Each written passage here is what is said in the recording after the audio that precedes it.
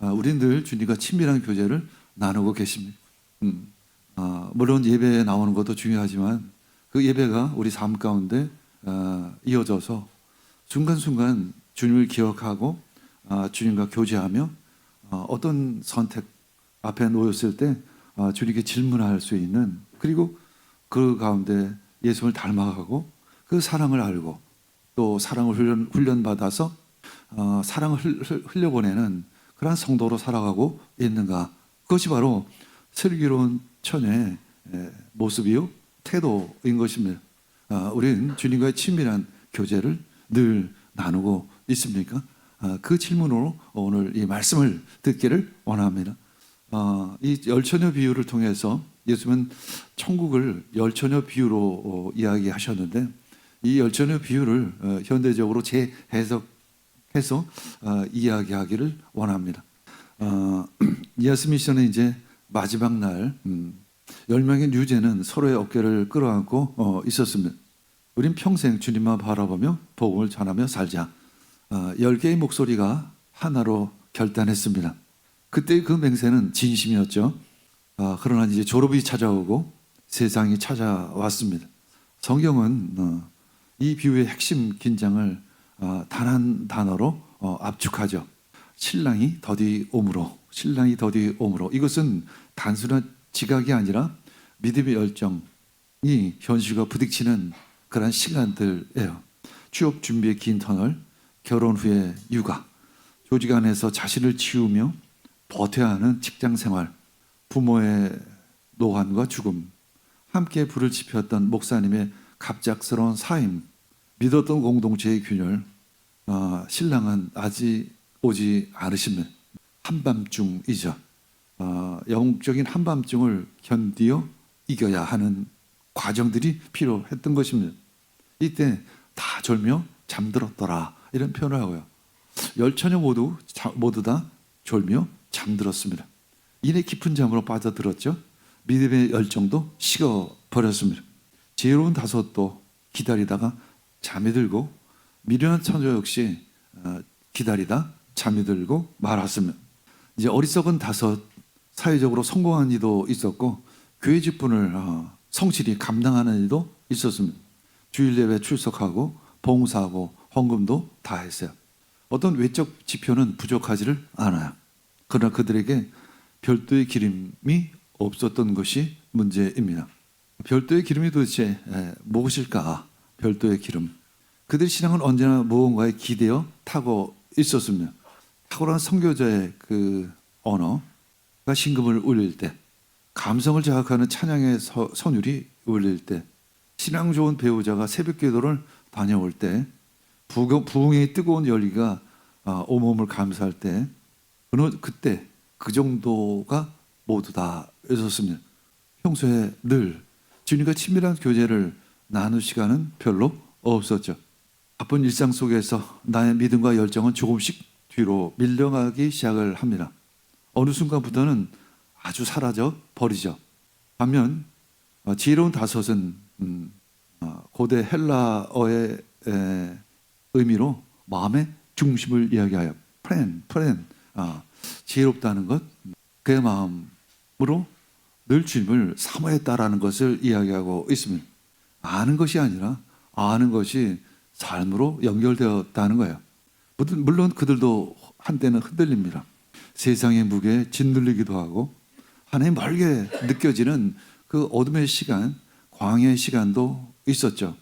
그러나 그들에게는 남들의 눈에 띄지 않는 자신만의 별도의 기름을 쌓고 저축하고 있었으면, 출퇴근 지하철 안에서 이어폰을 낀 채 눈을 감고 조용히 주님께 마음의 문을 여는 시간들, 아이가 겨우 잠든 새벽에 잠시라도 무릎 꿇고 기도하는 시간, 차가운 부엌 바닥에 앉아 무릎 꿇고 앉아 흘린 눈물들, 제 아이를 데리고 대중교통을 이용해서 주일 예배만큼은 빠지지 말자는 결단, 교회 어른들의 도움으로 아이들을 맡기고 참여한 그 SMS, 아무도 모르게 건넨 니아스 선교 헌금, 그것들이 기름이 되어져서 그 영혼의 그릇에 쌓여 갔던 거예요. 그것이 바로 여분의 기름인 거예요. 우린 질문해야 합니다. 나에게 그 여분의 기름이 있는지 질문해야 하는 것이죠. 이제 세월이 흘렀어요. 인생의 황혼이 찾아오거나 어떤 중병의 선고를 받을 수도 있습니다. 어떤 사랑하는 사람의 죽음을 맞이할 수도 있어요. 모든 것이 무너지는 어떤 밤, 어두 캄캄한 밤에 큰 소리가 울립니다. 보라, 신랑이로다, 맞으러 나오라. 이것은 부드러운 초대 음성이 아니라 마치 전쟁터에서 터져 나오는 암송 소리예요. 긴박한 위기의 상황 속에서 날카로운 소리가 울려 퍼집니다. 사람의 한복판을 가르고 들려오는 소리. 그 10명의 처자들은 모두 잠에서 깨어났습니다. 그리고 그 등불을 손질하기 시작을 합니다. 바로 그 순간 미련한 5 처녀는 깜짝 놀랍니다. 이제 조금만 있으면 그 등불의 불은 꺼져 버릴 것입니다. 왜냐하면 여분의 기름을 하나도 준비하지 않았기 때문에 그래요. 그래서 친구들에게 달려갑니다.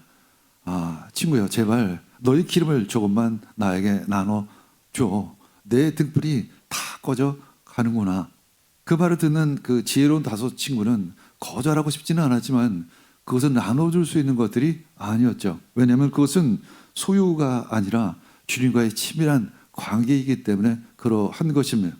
친구들은 눈물을 삼키며 말합니다. 나는 너를 위해서 함께 울어줄 수는 있어도 그 기름을 나눠줄 수는 없단다. 그 시장에 가서 그 기름을 사려구나. 하지만 그 시장에서도 그 기름은 살 수가 없었던 것입니다. 이제 그들이 기름을 찾아 헤매는 사이 신랑이 왔죠. 준비된 5이 함께 들어갔고 이제 문이 닫히면 하나님께서 친히 닫으신 것입니다. 신적 수동태를 사용해요. 뒤늦게 달려온 5명 굳게 닫힌 문 앞에 섰으며 그리고 부르죠. 주여, 주여, 우리에게 열어주소서. 평생 교회를 다녔으며 직분을 맡았고 헌금도 드렸습니다. 그러나 그리고 주여라는 말도 수천 번 했지만 그러나 문 너머에서 들어온 대답은 가장 무서운 답이었으며 진실로 너희에게 이르노니 나는 너희를 알지 못한다는 거예요.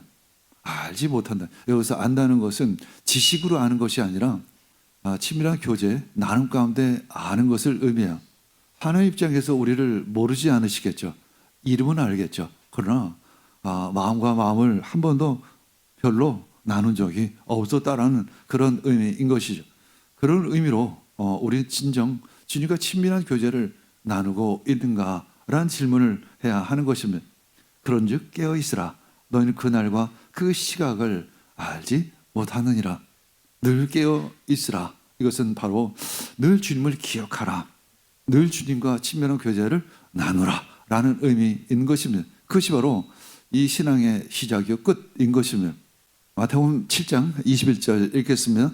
나더러 주님 주님 하는 사람이라고 해서 다 하늘나라에 들어가는 것이 아니다. 하늘에 계신 내 아버지의 뜻을 행하는 사람이라야 한다라는 것입니다. 하나님의 뜻을 행하기 위해서 어떻게 해야 될까? 바로 주님과 늘 교제해야 하는 것입니다. 주님의 마음이 내 마음이 되고 내 마음이 주의 마음이 되어야 하는 것입니다. 그때 하나님의 뜻이 자연스럽게 나의 삶을 통해서 이루어지는 것은 그것이 바로 열매이죠. 그것이 바로 열매 맺는 삶인 것입니다. 우린 질문해야 합니다. 내가 늘 주님과 친밀한 교제를 나누고 있는가? 나에게는 그 여분의 기름이 있는가? 라는 질문을 해야 합니다. 마지막 때가 가까이 오고 있습니다. 1절 마태복음 25장 1절 우리 함께 읽겠습니다. 시작. 그런데 하늘나라는 저마다 등불을 들고 신랑을 맞으러 나간 열천에 비길 수 있을 것이다. 그런데 원어에 보면 그때라는 제목을 쓰고 있습니다. 그때 결산의 날을 의미해요. 이 결정적인 날. 개인적으로 보면 그것이 죽음일 수도 있고 큰 질병, 말기암 판정을 받은 때 혹은 사울하다가 심각한 어려움을 겪었을 때 여러 가지 하나의 때가 있을 것이며 그때 그 결정적인 때 그 결산의 날 나는 어떤 선택을 할 것인가 어떤 길을 갈 것인가 그것은 평소에 내가 어떻게 살아왔는가 평소에 내가 신앙생활을 어떻게 해 왔는가에 따라서 결정이 될 것입니다. 그래서 하나님의 나라는 저마다 등불을 들고 신랑을 맞으러 나간 열처녀의 비유일 수 있다라고 말씀하고 있습니다. 등불을 든 열처녀. 열이라는 것은 완전수이죠. 이 말은 누구도 모두 다 해당된다는 의미를 가지고 있습니다. 우리 모두 다 등불을 들고 있습니다. 중요한 것은 그 등불을 위한 기름이 충분한가라는 질문입니다. 우리는 믿음을 가지고 있습니다. 신앙생활을 하고 있어요. 그러나 중요한 것은 그 등불을 위한 그 기름이 충분한가를 질문해야 하는 거예요. 어느덧 갑자기 그 불이 꺼질 수도 있다라는 것을 의미하죠. 이제 왜 등불을 준비해야 하냐면 신랑을 맞이하기 위함인 것이죠. 맞이하다라는 것은 이제 왕이나 고위 관리가 어떤 도시를 방문할 때 시민들이 이제 성 밖으로 나가 환영하는 것을 의미하는 것입니다. 우리 모두 예수님께서 다시 오실 때, 예수님께서 찾아오실 때 등불을 들고 그분을 맞이해야 하는 것입니다. 물론 마지막 때 예수님이 오실 것입니다. 그러나 중요한 것은 때로 개인적으로는 삶의 어떤 심각한 어려움을 당했을 때, 어떤 위기의 순간에 어려운 문제에 봉착했을 때, 그때 예수님이 찾아오십니다. 그때 우리는 그분을 맞이할 준비가 되어 있는가라는 질문을 해야 하는 것이죠. 우린 그래서 늘 나의 영혼을 생각해야 합니다. 앞으로 새 시대가 시작이 되는데 질문합니다. 새 시대의 가장 중요한 덕목은 무엇일까? 조건은 도대체 무엇일까? 많은 인공지능 전문가들이 이야기를 하지만 제가 생각할 때는 영혼을 생각하라는 거예요. 내 영혼이 건강해야 합니다. 내 영혼이 건강해야만 내 생각이 올바를 수 있고 또 내가 나를 찾을 수 있고 나를 알 수 있고 그리고 내가 좋아하는 것이 무엇인지를 볼 수 있고 찾을 수 있고 그래서 그것을 창업을 통해서 일을 시작하든 뭐 취업을 하든 할 수 있을 것입니다. 영혼이 건강해야만 자기의 생각을 가지고 살아갈 수가 있어요. 자기의 생각을 가지고 살아가야지 누구의 생각, 부모의 생각으로 살아가는 순간 무너질 것입니다. 분명해요. 이거는 뻔한 답이에요. 뻔한 답을 아니라고 이야기하지 않으시길 원합니다. 이건 그저 상식이에요. 상식. 그냥 기본입니다. 기본. 2에서 4절 읽겠습니다. 그 가운데서 다섯은 어리석고 다섯은 슬기로웠다. 어리석은 처녀들은 등불은 가졌으나 기름은 갖고 있지 않았다. 그러나 슬기로운 처녀들은 자기들의 등불과 함께 통에 기름도 마련하였습니다. 그 가운데 다섯은 어리석고 다섯은 슬기로웠다라고 이야기하고 있습니다. 다섯은 영적인 감각을 가지고 있었고 다섯은 육적인 감각으로만 움직였다라고도 이야기할 수가 있어요. 다섯은 성령에 민감해서 성령의 이끌림을 받아 살아갔지만 다섯은 육적인 감각으로만 살아갔다는 것을 이야기할 수가 있는 거예요. 그래서 다섯은 슬기로웠다. 어리석은 처녀들은 등불은 가졌으나 기름은 갖고 있지를 않았어요. 열처녀의 공통점은 등불은 가지고 있다는 거예요. 그러나 여분의 기름이 없었다라는 것입니다. 이 여분의 기름은 바로 늘 주님과의 관계 안에서 차곡차곡 쌓여지는 한 방울 한 방울 채워지는 여분의 기름인 것입니다. 갑자기 그것을 돈으로 살 수 있는 것이 아니라는 거예요. 갑자기 내가 100억을 누구인가 후원했다고 해서 1톤의 여분의 기름을 받을 수 있는 것이 아니라는 것입니다. 평생을 한 걸음 한 걸음 아주 성실하게. 그래서 사실은 신앙은 굉장히 성실함을 요구합니다. 갑자기 되는 것이 아니죠. 관계가 그렇죠. 사랑이 그렇습니다. 갑자기 사랑하는 것이 아니죠. 갑자기 어느 날 갑자기 생각이 나가지고 내 아내한테 생일날이니까 500만 원짜리 명품 백을 하나 사다 줘야지 하고 사가지고 이제 들고 들어가면 아내가 말합니다. 이거 어디 남대문 시장에서 가짜 사왔지? 사랑이 사랑으로 받아들이지를 않습니다. 사랑은 순간순간 삶 가운데 차곡차곡 쌓여지는 것입니다. 그런 슬기로운 처녀들은 자기들의 등불과 함께 송해 기름도 마련했던 거예요. 그 슬기로운 처녀는 늘 주님과 교제를 했던 것이며, 새벽기도 한 방울, 지하철에서 잠시 찬양을 들으면서 한 방울, 어느 상황 속에서 순종함으로 말미암아 한 방울, 어느 상황 매일 아침마다 묵상을 통해서 한 방울, 그렇게 한 방울 한 방울 쌓여지는 것이 여분의 기름인 것입니다. 신랑이 늦어지니 처녀들은 모두 졸다가 잠이 들었다. 그런데 한밤중에 외치는 소리가 났다. 보아라, 신랑이다. 나와서 맞이하여라. 그때 그 처녀들이 모두 일어나서 제 등불을 손질하였으며, 그러나 신랑이 늦어졌다라는 거예요. 한마디로 우리가 믿음을 가지고 이것이 믿음이 하나님으로부터 판단받기까지는 시간이 걸린다라는 거야. 내 믿음이 진짜일까 가짜일까요? 잘 모르겠어요. 그렇죠? 그러나 그 마지막 때 하나님께서 판단을 내리실 것입니다. 너는 패스, 너는 노라고 얘기할 것입니다. 그때까지가 늦어진 시간들인 거예요. 근데 그냥 늦어지는 것이 아니라, 아무 일이 없는 것이 아니라 우리 삶이라는 시간을 살아가야만 하는 것입니다. 취업의 문도 넘어가야 될 것이고, 직장 생활도 해야 될 것이고, 아이들도 낳아야 될 것이고, 육아도 해야 될 것이고, 뭐 시아버지 시부모님도 뭐 가족들도 함께 이렇게 같이 살아야 할 것입니다. 믿지 않는 시어머니를 모실 수도 있고, 믿지 않는 남편이 있을 수도 있을 것입니다. 그 모든 시간들을 살아내야 하는 것입니다. 그냥 살아내는 것이 아니라 믿음으로 살아가야 하는 거죠. 그것이 바로 늦어짐의 의미 있는 것입니다. 그래서 그 시간을 한밤중이라고 이야기하는 것이죠. 가장 어둡고 예측 불가능한 시간이 바로 우리의 삶의 여정이에요. 예측이 불가능하죠, 사실은. 그래서 우리는 자주 얘기합니다. 빨리 오시옵소서. 이 예측 불가능한 시간이 빨리 지나가게 주시옵소서라는 의미 있는 것이죠. 그때 보아라 라는 소리가 나왔어요. 부르짖는 소리가 난 것이며, 그때 10명의 처녀가 다 일어났다는 거예요. 여기에 질문을 해야 합니다. 10명의 처녀가 다 일어났다는 거예요. 한마디로 나름대로의 믿음이 있었다는 거예요. 나름대로의 믿음이 있었다라는 것을 의미하죠. 그래서 10명이 모두 다 자기의 등불을 손질했다라는 거예요. 손질하다, 질서를 잡다, 아름답게 꾸미다. 아마 자기 자신을 꾸민 거예요. 그렇죠? 근데 그 꾸미면 갑자기 한다고 해서 이루어지는 것이 아니에요. 겉모습은 꾸밀 수 있겠지만 우리들 내면의 아름다움 갑자기 꾸밀 수가 없죠. 평생을 다듬어 가야 하는 것이 내면의 아름다움인 거예요. 8에서 9절 읽겠습니다.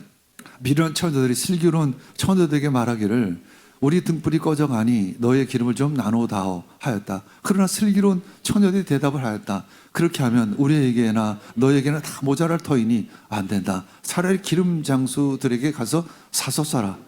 5명의 미련한 처녀가 그 슬기로운 처녀에게 말하죠. 나에게 그 여분의 기름을 좀 나눠주면 안 되겠느냐. 하지만 그 여분의 기름은 나눠줄 수 있는 것이 아니죠. 그것은 사랑의 기름이요, 관계의 기름이기 때문에 나눌 수 있는 것이 아니요, 또 장사꾼에 가서 살 수 있는 것도 아닌 것입니다. 마치 우리가 평생을 부부가 잘 살아왔어요. 나이 25에 결혼해가지고 한 40년 동안 잘 살았어요. 근데 갑자기 아내가 말합니다. 우리 이혼하자. 그것을 우리는 황혼 이혼이라고 이야기하죠. 그때 남편은 깜짝 놀랍니다. 자기에게 그렇게 순종적이고 자기에게 그렇게 잘하던 아내가 갑자기 나이가 한 65세 넘어가더니 이혼하자고 하는 거죠. 그때 이제 깜짝 놀라죠. 남편이 내가 뭘 잘못했길래 내가 지금, 그러면서 이제 며칠 동안 열심히 이제 퍼다 날릅니다. 명품도 사다 주고 좋은 옷도 사다 주고 뭐 어쩌고 저쩌고 뭐 사가지고 옵니다. 그게 소용이 있을까요? 아무 소용이 없는 거예요. 황혼이혼을 당할 수밖에 없는 거예요. 그 황혼이혼은 갑자기 당하는 것이 아니라 평생 내가 40년을 어떻게 살아왔느냐라는 것의 결국인 것입니다. 예수님과 우리 사이에도 마찬가지죠. 우리가 지금 순간순간을 어떻게 살아가고 있는가라는 질문을 해야 하는 것입니다. 이 관계라는 것은 갑자기 이루어질 수 있는 부분이 아니죠. 늘 성실하게 변함없이 꾸준히 서로 사랑하시기를 원합니다. 그러면 사랑도 훈련이라는 것입니다. 하루아침에 사랑을 할 수가 없어요. 짜증나는 사람에게 친절히 대하고 미운 사람을 위해 기도하고 나와 다른 사람을 품고, 그래서 고린도서 10장 13장에 보면 사랑은 오래 참고 사랑은 온유하며 라고 말씀하고 있죠. 사랑은 오래 참는 것입니다. 오랫동안 익어서 되는 것이 열매인 거예요. 그래서 11절 읽겠습니다. 미련한 처녀들이 기름을 사러 간 사이에 신랑이 왔습니다. 준비하고 있던 처녀들은 신랑과 함께 혼인잔치에 들어가고 문은 닫혔다. 그 뒤에 나머지 처녀들이 와서 주님, 주님 문을 열어 주십시오 하고 애원을 했습니다. 그 문이 닫히는 순간이 있다는 거예요. 그러나 우리에게는 아직은 열려 있는데 1시간 후에 닫힐 수도 있고 내일 닫힐 수도 있고 1년 후에 닫힐 수도 있을 것입니다. 그때는 모른다는 거예요. 그때 문이 닫힌 후에는 주님, 주님 문을 열어 주십시오라고 애원을 해서도 소용이 없다는 것입니다. 시편 105편 4, 5절 읽겠습니다. 주님을 찾고 그의 능력을 힘써 사모하고 언제나 그의 얼굴을 찾아 예배하여라. 참 짧은 시편 안에 찾으라는 단어가 하나님을 구하라는 단어가 여러 번 나와요. 찾고 힘써 사모하고 언제나 그의 얼굴을 찾아 예배하여라. 끊임없이 규칙적으로 지속적으로 열심히 주님을 찾으라라는 거예요. 신앙은, 그리고 사랑은 성실함이 요구된다라는 거예요. 성실해야 합니다. 세상에서도 성실해야 되겠지만 특별히 사랑에, 신앙에 성실하시기를 원합니다. 매일매일 변함없이 그 자리에 있으시기를 원합니다. 그 자리는 바로 예수님이 계신 자리입니다. 요한복음 15장 4절 내 안에 머물러 있어라. 그러면 나도 너희 안에 머물러 있겠다. 가지가 포도나무에 붙어 있지 아니하면 스스로 열매를 맺을 수 없는 것과 같이 너희도 내 안에 머물러 있지 아니하면 열매를 맺을 수 없다. 예수님께서 이제 십자가에 못 박히시기 전에 요한복음을 통해서 주시는 말씀이죠. 내 안에 머물러 있어라. 그래서 성경 말씀에 있죠. 늘 기도하라. 쉬지 말고 감사하라. 라는 말씀처럼 우리는 늘 쉬지 않고 늘 주님을 찾으시기를 원합니다. 그래서 우리 인생의 여정 가운데 늘 여분의 기름을 모으시기를 원합니다. 그리고 마지막 때 그 한밤중에 예수님이 부르신 음성이 들릴 때 그 음성을 들을 수 있고 그 음성에 따라 달려갈 수 있는 귀한 슬기로운 처녀가 되기를 축복합니다.